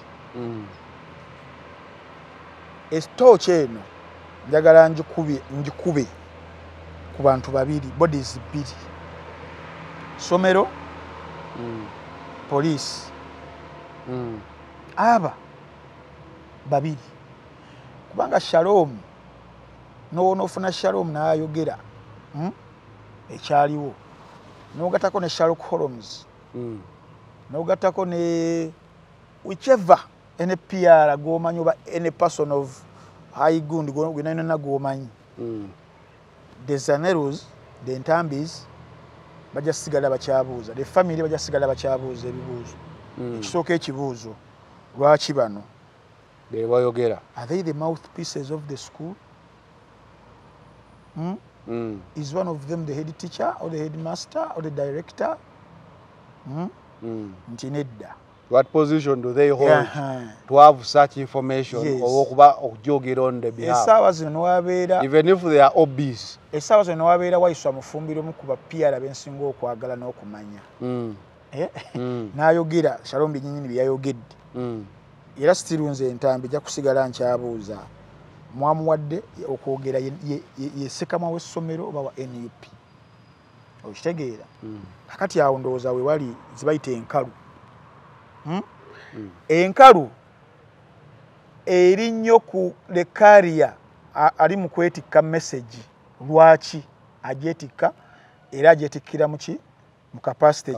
Era mmwe kiki ekibaganya okwetikka message? Kiki ekibalobedde? Otubanga tugendera ku lugero lw'Abaganda olugamba nti akatali kabbe. Ennaku zino enkolaganayo ne Shalom eringa ya Ukraine na America. Etya mutula mu meeting ne wagamba sign here like nakulabako akatambi nga olina byonnyonnyola saabimalaako. Ne ngamba bino bya Ukraine. These are two friends who have just disagreed on something. Yes. By the way, nzo mukwano gwange gona Zaneru nawo manyi. It's not the first time. Walina mukwano go kaye era you disagreed on something. Yes. You speak out. Yeah, we speak. I disagree. Nadala ku the fundamentals. So it is upon you engeri gyokitwalamu. Oba kitegera, but there is no bad blood whatsoever. Osigala oli muganda wange, osigala oli mukwano gwange. Era tusigala tukkaanya ku birala. Kakati kino ekya Shalom okwogera nze nsobola understanding because I know it took an extra effort to finding out what really happened. Okitegeera. And I think he's the best person to talk now. Why am I saying that? Yes. Nabadde ndaba was it on Kasuku oba ku Shalom? I saw an interview. We yagambye yakola interview ku mwami ono abuuza ebibuuzo. Yes. He didn't release the interview.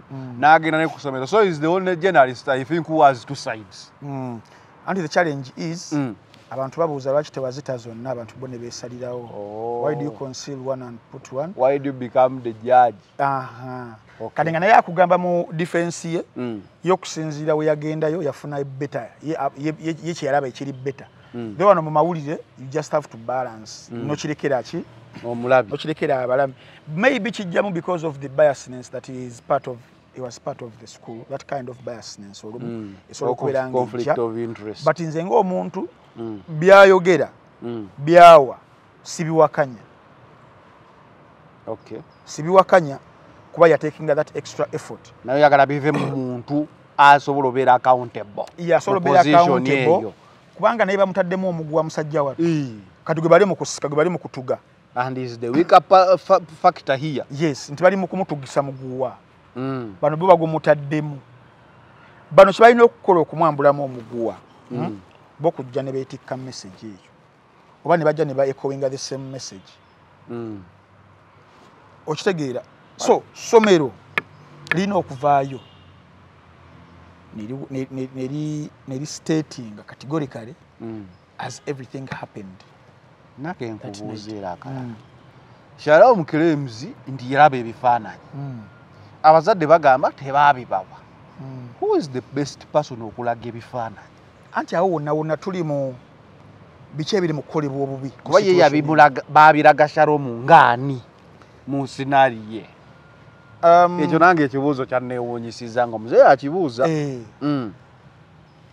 Shalom claims the school said the parents saw the photos and the parents told the school. That is, I'm saying allegedly. And the story that is going about is that after the parents saw the pictures, we are talking about the father and the mother, they went into an agreement with the school not to release those pictures to the public for you know, for the image of the kid.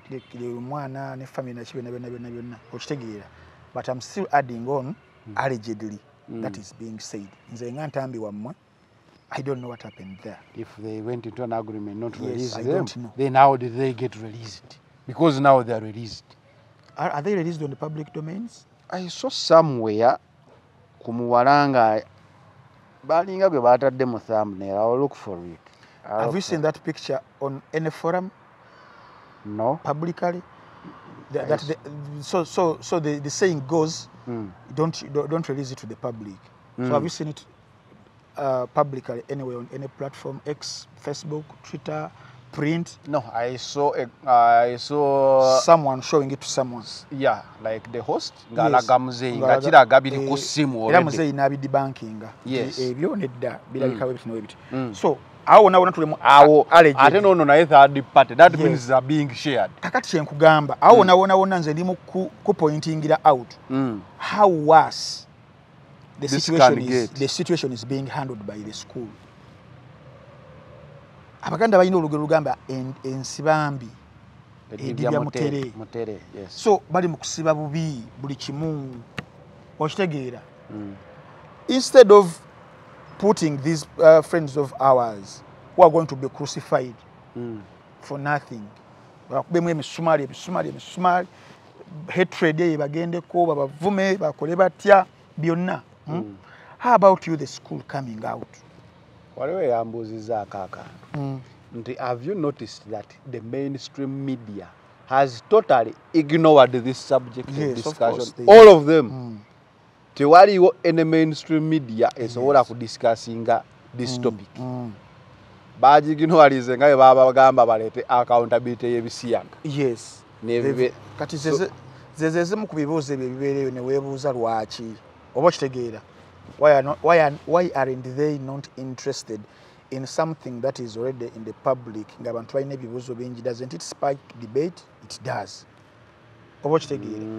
Kati singa essomero livaayo ne lyogera as said nga buli kimu ekyali nga Shalom watugamba. Shalom will be exonerated yadde eri ebbali, then tudde ku ssomero by'ebiwandiise. Ebibuuzo batandika ebibuuza lyo. Buli kimu kye bawandiise tukola awo nga tutandikira awo. Because nagambye abantu, it isn't even about the school writing, giving a statement, or even the police. It shouldn't just be just to provide the statement, but it should be a statement. Chechukuru.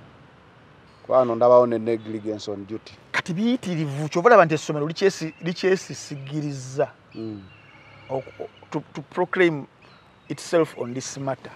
Oba kitegeera. The police too.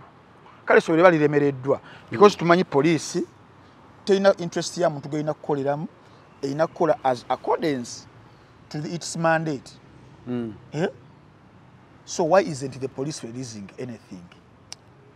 I think they have a feeling this will die out like Ugandan. But it shouldn't be about parent. In fact, it had died out.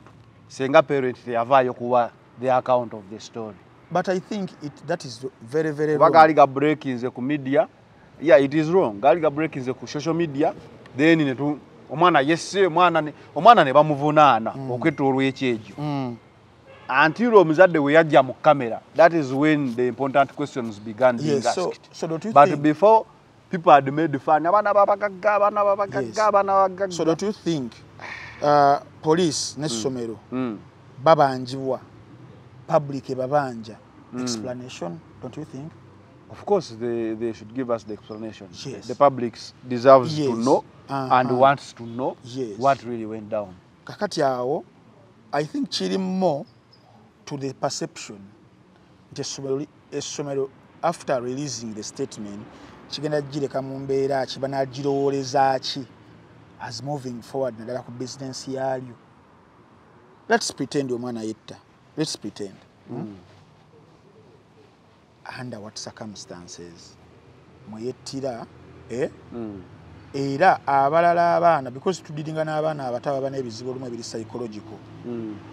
Banaberanga n'ebizibu byonna byonna nga buli omu amalira ku mulabba. What is your responsibility to avoid that?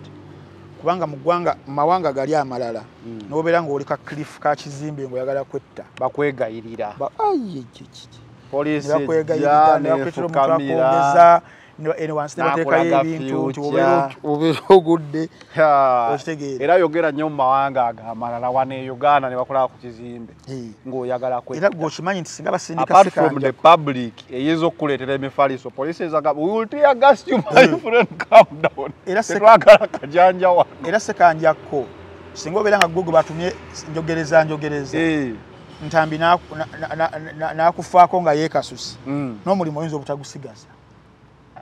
Police negotiator. Olemererwa. Skills zote zimala. You can even lose it. That is how far as abantu abo jibafa ku bulamu bw'abantu. Okitegeera. Even bayina rehabilitation centers bayina biki omuntu olaba bakola psychological evaluation ku bantu bano nti nvudde Iraq kuba mundu ku America nobeera emyaka ng'ebiri nga before kuzza muki mu society. Kati obeera oclaiming nti omwana yalina ebizibu yaliroona yali biki mwayambako okumurehabilitating. But I think waliwo questions nyingi nti niba bavuddeyo okwogera ebyagiraagira bo kibaleka luddawa tebalinawo obuvunaanyizibwawo wadde stiiru oba okitegeera kibulaba nti gundi eyo nayo yaneewonyesizza nti omwana ali ku ssomero erimu ne bamubuulinga ne bamukyusa ku ddala. Mu mulembe guno ebintu ebyo mbadde sikyabisuubira kubuulinga muntu kutuuka na kukyusa ssomero. Kati awo bwe obunafu kuba n'ennyinyi how do you tell me nti essomero omwana abuulingiddwa ne bamukyusa mu this day and generation amasomero gajjuddeko cameras amasomero galimo space z'amasomero zakendeera oba okitegeera Frank. Ffe twasomeranga a school could be a whole village. There are those secondary schools. Of late even there is lack of space ku masomero. Kati ogamba otya nti babuulinga. N'ekirala look at Jesse Muyingo alina enkofiira bbiri as a proprietor of the school, as a minister for higher education. If those cases zibeerawo ezo eza bullying because mwenga ministry mukozeewo nteekateeka ki ebintu ebyo kusigala nga bibeera bya myaka 3 emabega. I think bino ebintu bye bagamba nti omukozi wa public service toyina kuba na business gy'obeeramu ne interest. Kuba kati wano if it was any regular school I'm sure by now the ministry would have come out. Yeah. But now what tunagamba ate. Obuze kibuze ekinene. Mbadde sikibu. Nganswadde. Mbadde situnula nkomoyo angu.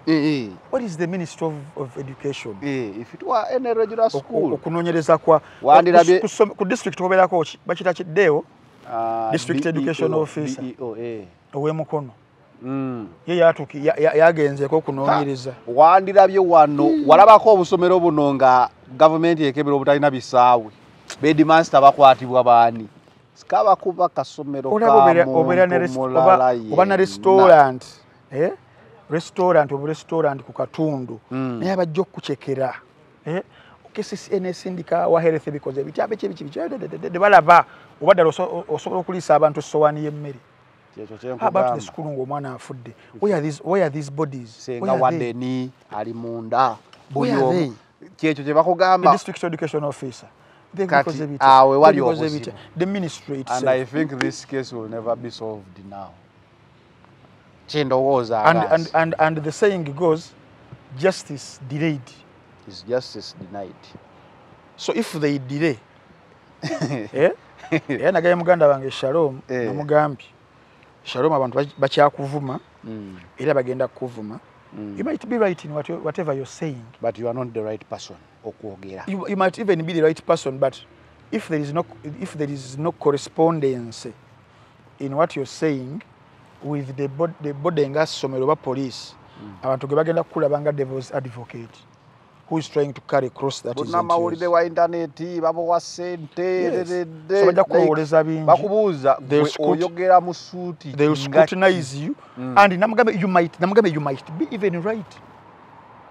You might even be what? Right. But singa esoma terivaayo ne likuyambako ku kino gwe history eyinza okujajinga bwetyo lubeerera. The questions will still be there. Anyway, tumalirize nani? In focus nga tumaliriza tweyongerayo katono. I think we have 2 more topics left. Chicken. Yeah. Bamukubye nkoko nkulu. Nabaddeyo jjo nagenze okumulabako. Abeera wano waffe Kyanja. Ku Jofula Medical Clinic. Okay, ndowooza tumala tugenda yitirawo mulabeko. Yajali apoocha bamukubye nkoko nkulu. Naye simanyi muntu yaleeta bintu byakuteeka mu DJ. Kati bwe bakolako akantu nga DJ bagamba DJ yangu wanga akukubamu ragga. Ye Uganda. People make fun out of every situation. Yes. Nalabyeko komanda mudogo ngate yazinira ne mukayimba kano kenyina aka chicken.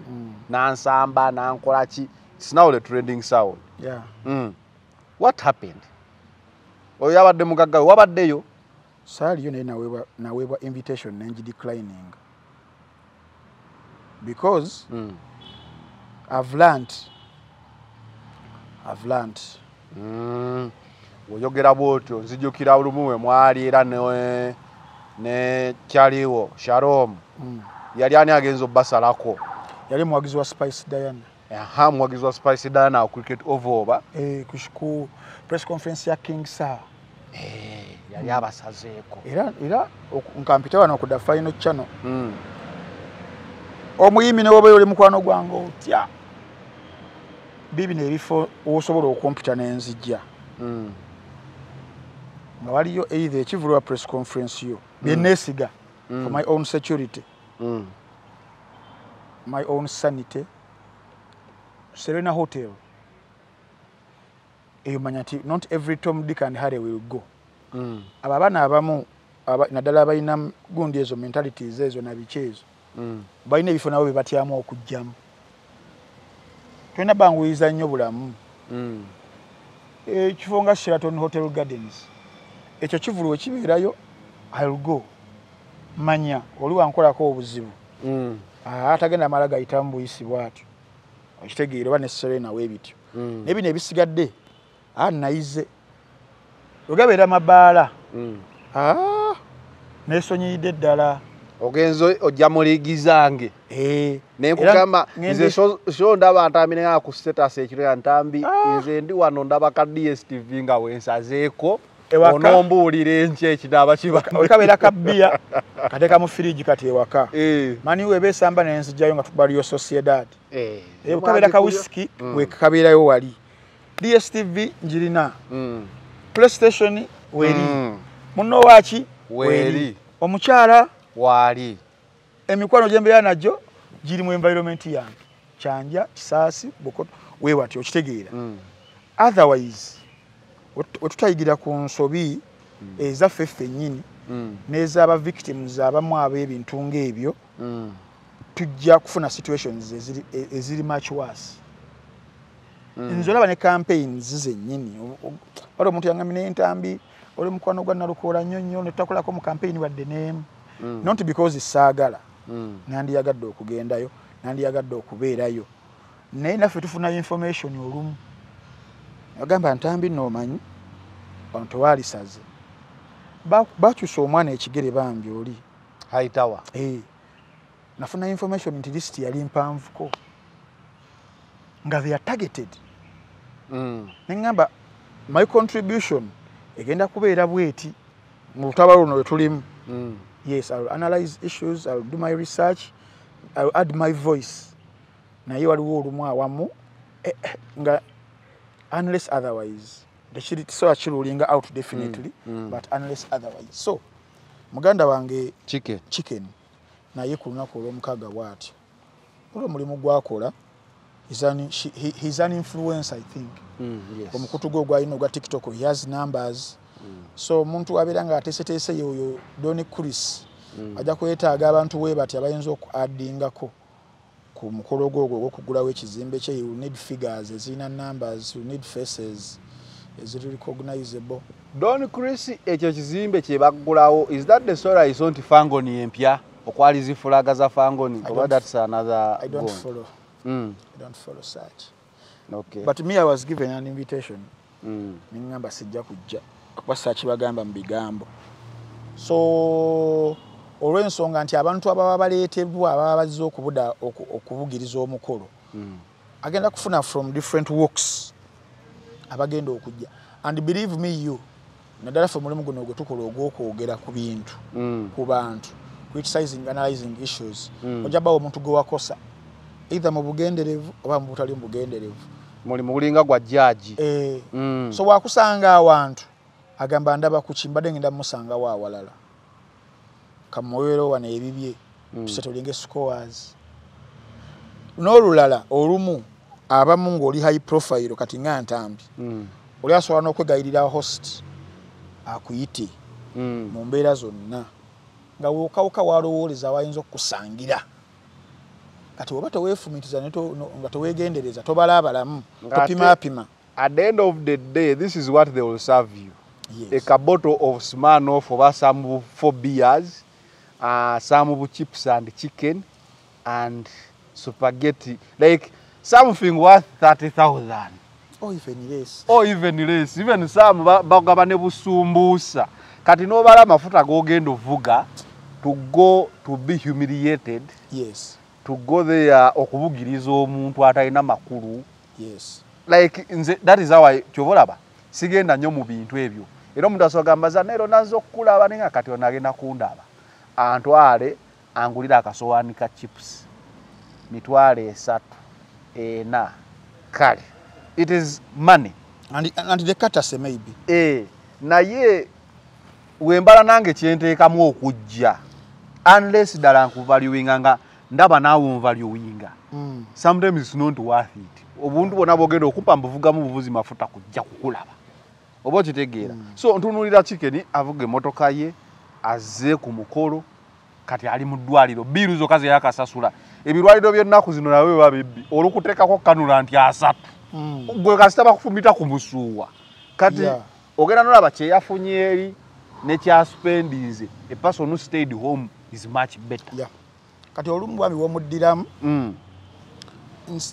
zani oyinza okubeera nkuwa worth nga gwe togimpa nga wompita ewuwo nja kudduka nzije naye nga wenzije ewuwo oyinza obutampa worth oyinza obutanfaako kimala I can be humiliated by your son sigala muno bebyo naye I was just giving an example. Yes. Kale naffe abamu olumu musajja akuyita nolaba nga mbadde mulina enkolagana nnungi kati nga Don Chris ne Chicken mbadde mbalaba you know beejiraagira kati nga kyali kizibu okutandika down bambi naye nammwe abagagga abayita abo abantu kyali badde kya bugunjufu nnyo okuba nti you provide an environment eri conducive to each and every one but I was so hurt okulaba nti ate omugagga eyayise omwana oyo n'akubibwa ate ali mu kumunenya entalo z'abayimbi ziveemu because like ngali mu kubalaatira mu nsonga you understand though I was told by Amazon reaching out one bill nagisasula y'olunaku olumu whichever ali n'atula ne mu challenge yayo gundi etambula n'agituula mu you know like nga naye ayagala capitalizing ira ku situation okitegeera it makes you nga to anyway Don Chris simuinako buzibu nange mukwano gwange but me I believe nawo tulina okubeera nga tulongoosawo ku bantu abayita abantu okubeera nga opima mukko otherwise nchawo notegeka omukolo omulala ojja baako boluzinga then over time obeere nga woteekayo ekintu no one comes at your place because no one is secure okitegeera naye nga mu kinene omukulu ono yayogedde ekintu mukulu His Excellency Bobi Wine yagambye abaana ba ghetto bibakozesa abasirusiru njagala okubategeeza simwe musoose fe ababasinga ku myaka tubadde babye site tulabe bano abasajja tulabe be bakozesa ekyennaku temusoma byafaayo ate muli bato temulabe byafaayo kumani agenda okubanda okusinga sobbi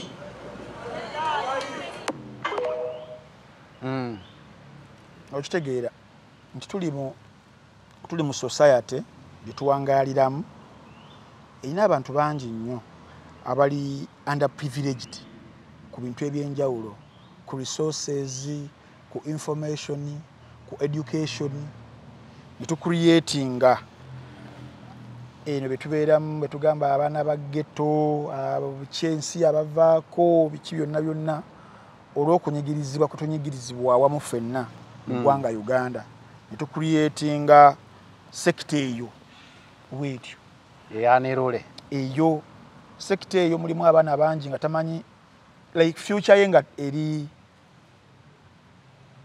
koko ya mutamivu wekesa lwebala eriko olufu tamanyi kiri maaso awo abaana nga beekyawa abaana abo sibanenya okitegeera now bangu okukozesebwa even mu missions ezo bwezityo mugende mukole violence mugende muterrorizing bali mugende muvume bali ebintu ng'ebyo ebinene because omwana tagenda kutunulamu ku what is in front there ekirala gwenga ntambi afunyeko opportunities ezimu ntambi ayinza okubeera nga si mugagga binojjo naye ntambi olwa accessibility ku bintu ebimu nga information ne human resources enjawulo education ntambi ayinza okuba nga talinamu wadde 10 olwaleero naye nga ntambi akimanyi singa mba neyisizza bwenti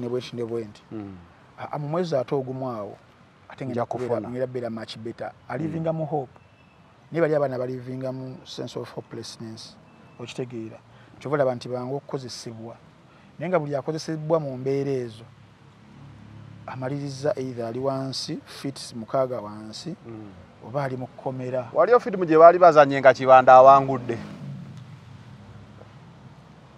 wawangula sizoni esooka ey'okubiri tamalako kibi so balabe ku ezo firimu nti ebiseera ebisinga tebali azanya firimu Kibanda n'awangula naye wawangula nga bamuzza mu season 4 wakiri bamumaliriza but things of glorifying violence si kirungi but nga we nkugambye nti if your access to information to education to humanity is zero is limited is less you'll end up them ngobalaba nga bo bibasanyusa nga balaba it is the way they have to live their life and because also nababagoberera nabo bali part of nga they will even have supporters and fanatics who glorify their actions nti gwasinga okitegeera naye nga gyekigwera wali gyekagweramu wali wabi wafu so His Excellency kyabadde agamba wobeera ng'oli mwana muto gw'entambi at least soma kubibaddewo nti bali bagundi abaliwo kyagwa kitya. Maybe you can handle and conduct yourself much better. Okay. Bina baby. Ne number wayo. Byagenze mu kooti. Tebinagenda. Bide ku intention to sue. Oba to sue. Bide ku intention to sue. To sue.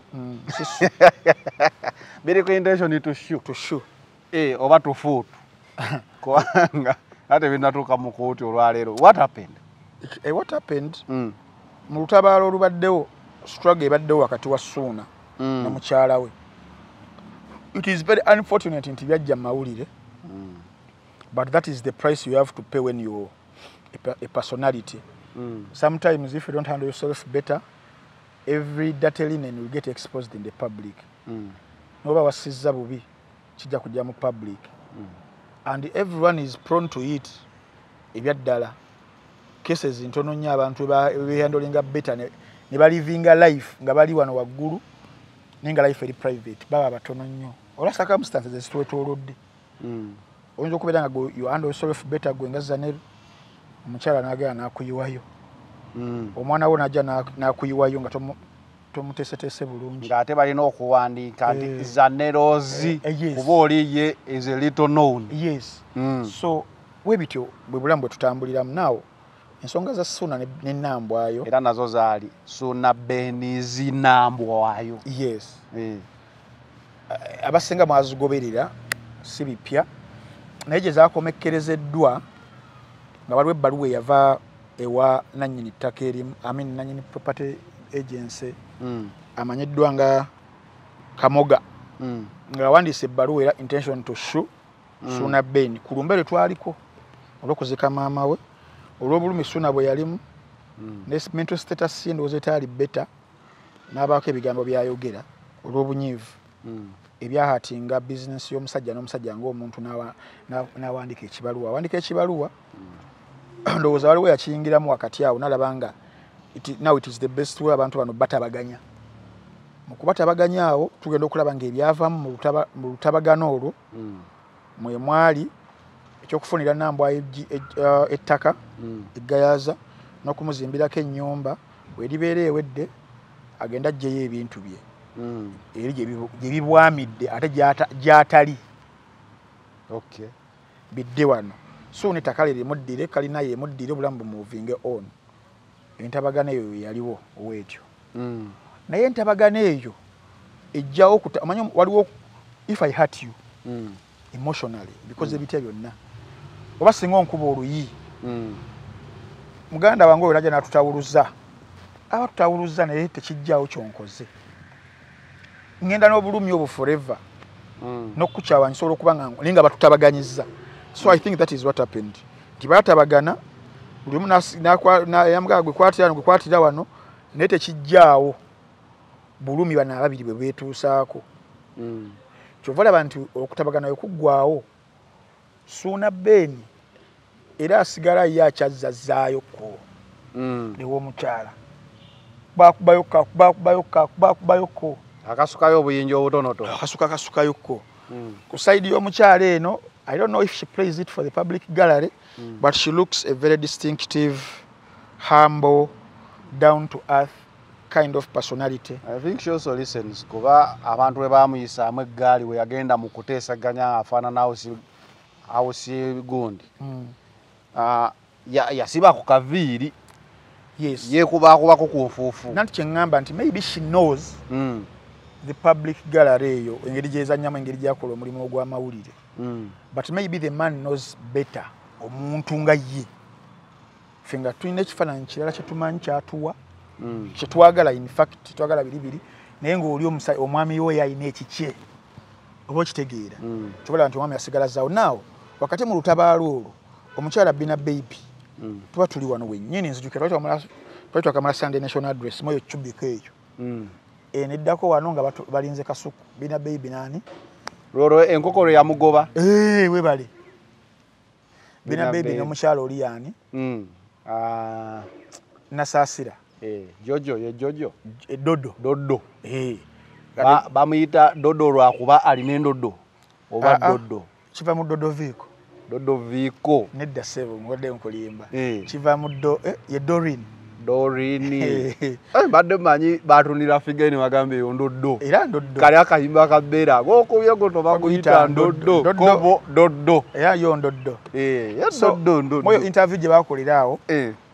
Mwe mwali statement bina bibi gye yayogera n'agamba nti by the way nze nkimanyi omwana oyo so wasona Ben era nno buki obujulizi omuntu agobwa enkoko aba atya n'obujulizi gwane bina engeri gye enkoko gye yamugobamu omuntu agobweko nkoko olaba na chicken amfaide KFC n'agirya enkoko weegobera bina baby so statement eyo yaleeta obuzibu yajogera kumpewo oba it was years kumpewo eyali bane bakasalamu so neretera bina baby obuzibu bwa maanyi public nesoka ne mkubo obuswanyu bwe yamulangira biki eko ne muzeika gatto te yamuli bulungi nakamuwa banja bamukuba because statement eyo nebeera ntuufu it hurts okitegeera ku muzadde ali eyo ino omwana wo ino obuzibu ne bbaawo naye ayogera biki webito so ebintu ya family bibeera so emotional amugamba talina lukusa kwogera ku baana katonda tannamuwa mwana ne bamuwa be bamuwa kati awo mukazi wattu namba wayo mweyawandiikira ebbaluwa gye mwalaba wiiki ewedde nti yamwogerako ebyayogera ebigambo ebyo byamuyisa bubi bikoze bitayagala obukadde simanyi oba biliyoni bamukadde 100 yali biliyoni bakamusuuza kalina katayagala kawumbi katira eyo statement ebbaluwa we yajja I analyzed it ningambye eno yo nayo yali badde nga ntambi sinyanko mu law school guno ngwoza kusaidiani ya bina ontayinaawo kintu kubanga mu defamation yonna nga mulimu n'okukootinga ssente ezo ssente ezo z'okootinza olina okuzijustify nga lwaki ozeetaaga value yo naawe ng'ovudde ne ku reputation yo nebeera nga eri intact nga nnungi naye babuuza ekibuuzo ozaagaza ki babuuza ekibuuzo byakuyisa bubi naye wakati awo mu kubyogera byakufiriza butya ssente okutuuka nga oyagala biliyoni emu olina olaga how you made a loss okubeera compensated yes mu cases ezimu oyinza okugamba baneezanire we yanvumevumi wano bwati nandebula nampayiriza waayiriza byamufiiriza kalina nina business nadina n'aba DHL nga bagenda kumpa gigi ngenda kufunayo emitwalo 7 egya pound ebintu bino byalabise buli wamu bali ne banzijamu obwesige ndaga they can't associate with me so nenduzinga ssente ezo n'obujulizi bubuno n'ebbaluwa ya appointment yino twali tugenda meeting abwe tuti ne contract ino bali bagimpeereza awo wangula akasente ko bulungi ne me are waking up on the wrong side of the bed and you just quote a figure that I want to be compensated with this kind of money because the statements that were uttered by Chibirango Moses Sechito at this magnitude you have to justify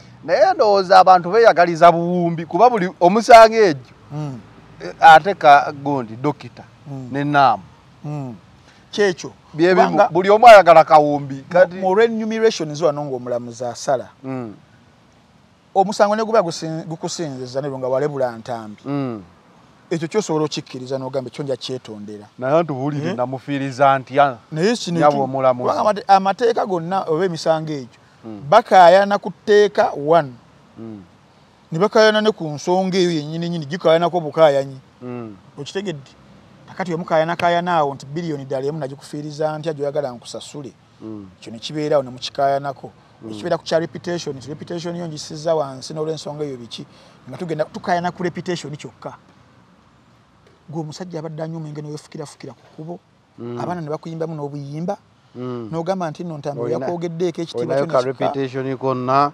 tewabeerawo awo so obakitiibwa omulamuzi kyetukkanye ffe kitwagala client waffe ebigambo bino yabyogedde teyabadde bituufu era abyetonda era agenda kwetonda kale omulamuzi ng'agamba tukaye weetondere emyezi 3 buli lunaku okeera focus 360 etuusa okwetonda kwange si kye bakola gundi kwezi DFC buli wakeera ku channel ye tuusa okwetonda kwange eri DFC yagamba kwezi yagamba twamugamba n'emuzeeyi ebintu byokwetonda ng'oli omusajja twamugamba ebintu byokwetonda ng'oli omusajja mukulu mwana wange ndeka okwetonda obwetonzi nsobola n'okwetondera omwaka najjayo akaaba omukulu tasubya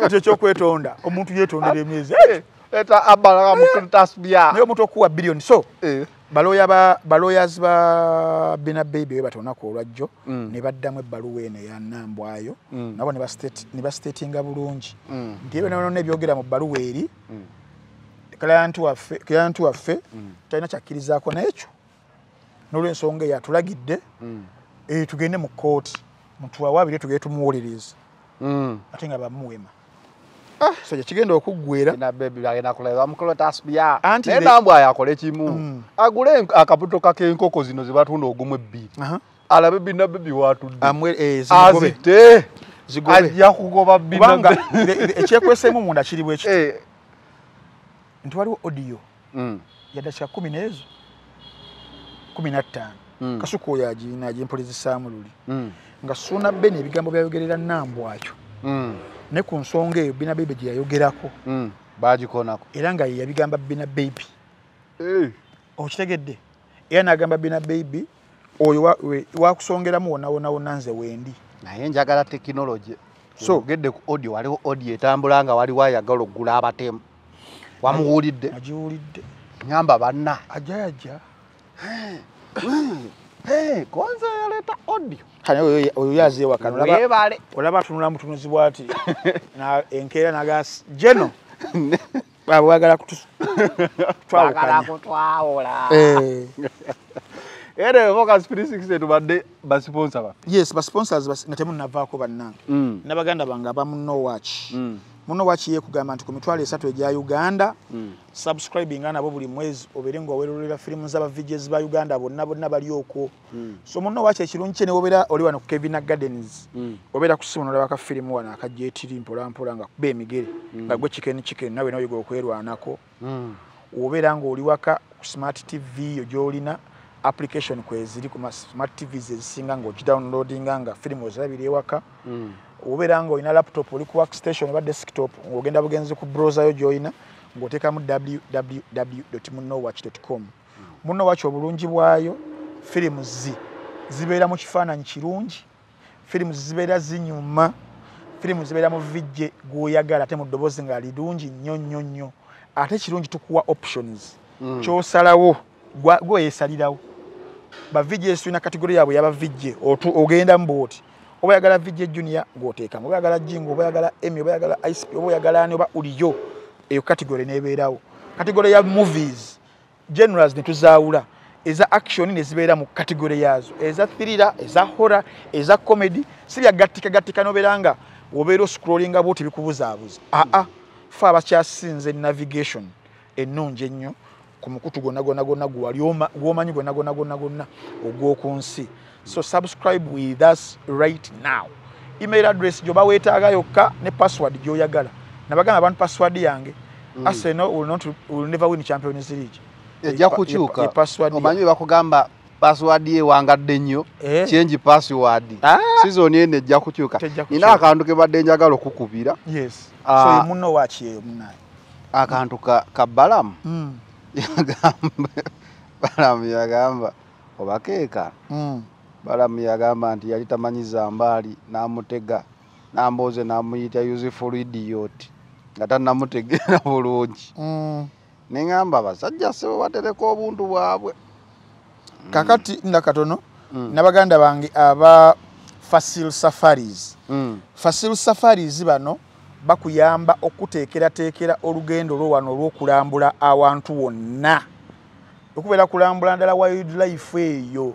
Resources tulina mu ggwanga empitirivu ennyo, amakula ge tulina mu ggwanga Uganda, genda ku nsolo oba wildlife, genda ku bibira, genda ku nsozi, buli kimu kiwali yagadde okubeera ng'olambula bano bakuteekera olugendo olwo kibayita safari. So beera nga obatuukirira ate nga bayambirako ddala gwe ayagala ogenda ebweru w'eggwanga okuteekera visa yo sako ne air ticket yo mu ggwanga lyonna mu destination yonna aba Facile Safaris babeerawo. Bakubire ku namba y'essimu 0200 94 42 oba 0393 24 78 46 basangibwa Old Kira Road plot 129 awo ebukoto beba Fasil Safaris nabaganda banga balaba Equator Gates Hotel eno yesangibwa luddawa esangibwa Bulenga na Kuwadde bayamba ki bagamba nti go nawe nanoonya comfortable accommodations nga waliwo free wifi ne smart screens obeero batuuseeko dining options ekitalo obutalo obeero batuuseeko event spaces okubeera nti no small occasions nga birthdays graduations baby showers ne honeymoon packages bibeeraawo obeero batuuseeko facilities nga sauna steam bath ne massage era obeera obatuuseeko bakubire ku namba y'essimu 0200 907 340 kanjiddemu 0200 907 beba Equator Gates Hotel. Of course Solange twambagambyeko tugowe nawe nange oli mwana waabwe wala oba oli mukyala ensonga ziriwe zibeera zituuse bambe zina obulumi obwenjawulo obulumi obubi ennyo twakufunidde eddagala Solange akakkanyiza ddala obulumi ne bubeera nga buli minimized in fact nga towulira ddala bulumi nabumu n'osigala nga okola emirimu gyo Solange musange mu pharmacies drug shops ne supermarkets mu ggwanga Uganda National Drug Authority yamuauthorizing abeera katale abali ebweru w'eggwanga musobola okubeera nga nammwe mufuna mu outlets ezireetako ku katale ebintu ebiva e Uganda n'obeera ozza Uganda osobola okubeera nga omuparkinga nabeera nga at least omutwala n'osharinga kuko ne banno embeera nebeera nga ebeera bulungi nnyo girl child nabeera nga yeeyagala. We out.